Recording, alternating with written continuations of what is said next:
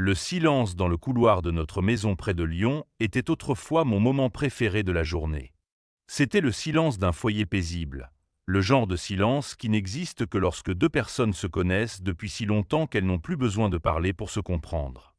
Après 10 ans de mariage, Camille et moi avions atteint ce rythme rare et confortable où la présence de l'autre suffisait. Elle était devenue cette constante rassurante dans ma vie, la femme qui savait que je prenais mon café noir sans sucre, celle qui déposait un baiser sur mon front quand je travaillais trop tard, celle qui donnait à notre maison l'impression d'être un refuge. Mais il y a 3 mois, ce silence a changé. Il a cessé de ressembler à la paix et a commencé à ressembler à une respiration retenue. Tout a commencé avec son téléphone. Camille n'avait jamais été secrète avec moi. Son téléphone restait toujours posé sur l'îlot central de notre cuisine, écran vers le haut, les notifications s'affichant sans qu'elle cherche jamais à les cacher. Puis, presque imperceptiblement, elle a changé. Elle a commencé à le poser face contre table, à le glisser rapidement dans son sac quand j'entrais dans une pièce, à l'emporter avec elle-même pour aller prendre une douche.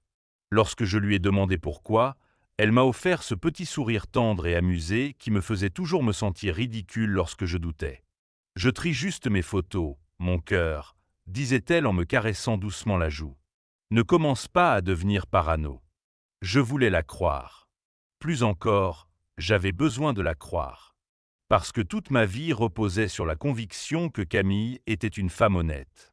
Et si cette certitude s'effondrait, alors qu'est-ce qu'il restait de tout ce que nous avions construit? Le premier vrai signal d'alarme est arrivé un mardi. J'étais rentré plus tôt du bureau à cause d'une migraine si forte que la lumière me donnait la nausée. Je pensais trouver Camille installée sur le canapé avec un livre, comme souvent. Mais la maison était plongée dans le noir.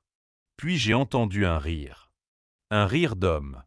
Étouffé, venant du bureau. Mon cœur s'est immédiatement contracté. J'ai appelé.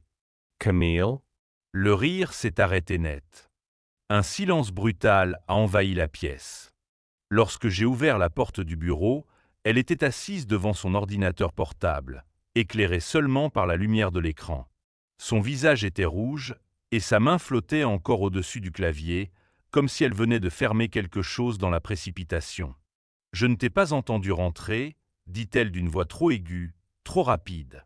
« Tu parlais avec qui ?» Elle a ri, un rire trop léger pour être naturel. « Avec le bureau. On prépare les bilans du trimestre, c'est le chaos en ce moment. » J'ai regardé son écran. Un tableau Excel. Mais le curseur clignotait encore dans une fenêtre de discussion qu'elle avait fermée une seconde trop tard. L'odeur de son parfum flottait dans la pièce.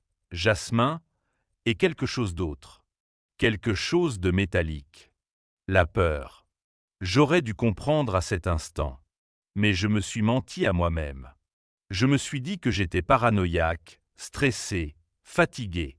C'était le premier mensonge que je me racontais pour sauver notre mariage.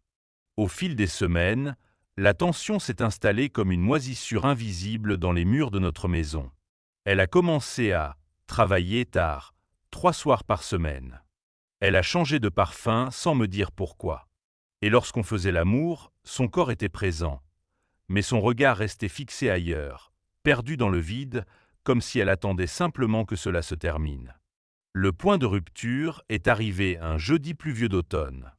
Je cherchais les papiers d'assurance dans la boîte à gants de sa voiture lorsqu'un ticket plié a glissé entre mes doigts. Une facture. Un hôtel-boutique dans le centre de Lyon. Daté de 2 jours plus tôt. Room service pour 2 personnes. Le montant était exorbitant. Mes mains ont commencé à trembler.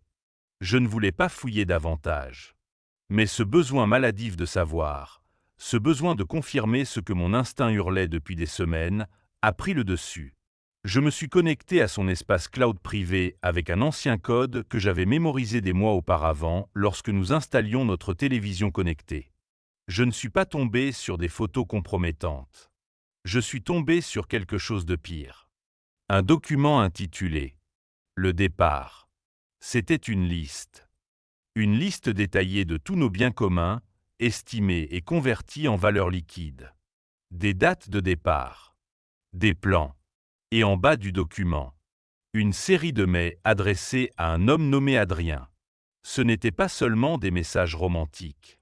C'étaient des messages cruels. Il se moquait de moi. Il parlait de moi comme d'un obstacle gênant, comme d'un problème administratif qu'elle était sur le point de régler. Puis j'ai lu la phrase qui a détruit quelque chose en moi. Il est tellement aveugle. C'est presque pathétique de voir à quel point il suffit que je le touche pour qu'il pense que tout va bien. L'air a quitté mes poumons. Je suis resté assis dans sa voiture pendant de longues minutes, la pluie martelant le toit au-dessus de moi, incapable de bouger. À cet instant, j'ai compris quelque chose d'horrible. Je n'étais pas simplement un mari trompé. J'étais un idiot qu'on manipulait depuis des mois. Peut-être plus longtemps. 10 minutes plus tard, elle est entrée dans le garage, les clés à la main, prête à partir pour ce qu'elle appelait encore une réunion tardive. Elle s'est figée en me voyant assis dans sa voiture, l'écran lumineux sur mes genoux. « Thomas, qu'est-ce que tu fais dans ma voiture ?» Je n'ai pas crié. Je n'ai pas jeté le téléphone. Je me suis contenté de lever l'écran vers elle. La phrase était encore affichée. Il est tellement aveugle. Et alors, quelque chose d'effrayant s'est produit. Tout son masque a disparu. La douceur, la chaleur. La femme aimante. Tout s'est évaporé de son visage en une seconde. Elle n'a pas pleuré. Elle ne s'est pas excusée. Elle a simplement regardé l'écran. Puis moi, avec une expression d'agacement froid. « Je suppose que ça simplifie les choses, » dit-elle calmement. « Je comptais te le dire vendredi. » Ma voix s'est brisée lorsque j'ai demandé. « Qui est-il » Elle a haussé les épaules. Quelqu'un qui me regarde encore comme une femme et pas comme un meuble dans sa propre maison. J'avais l'impression qu'on me déchirait de l'intérieur. Tu aurais pu me parler. On aurait pu arranger les choses. Elle s'est approchée de moi, les yeux glacials. On répare ce qu'on aime encore, Thomas. Moi, j'ai arrêté de me battre pour nous il y a longtemps. Puis elle a ajouté la phrase qui me hante encore aujourd'hui. La seule chose qui me retenait encore ici, c'était la culpabilité. Tu viens de me l'enlever.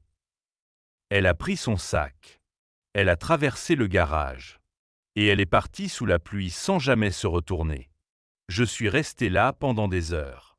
Seul. Dans le silence. Mais cette fois, ce silence n'avait plus rien de paisible. C'était un vide immense, creux, glacial. Je regardais autour de moi notre maison, nos photos, nos livres, nos souvenirs, et chaque objet semblait soudain être la preuve matérielle d'un mensonge dans lequel j'avais vécu sans jamais m'en rendre compte. L'a-t-elle seulement aimé un jour ? Ou ai-je passé 10 ans à aimer une version d'elle qui n'a jamais existé ?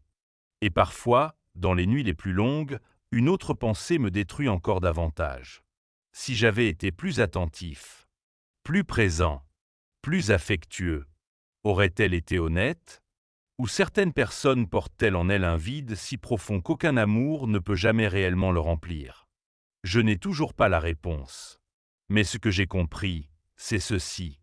Le plus dangereux n'est pas la personne qui vous brise le cœur. Le plus dangereux, c'est la personne qui vous fait douter que tout ce que vous avez appelé « amour » n'ait peut-être jamais été réel.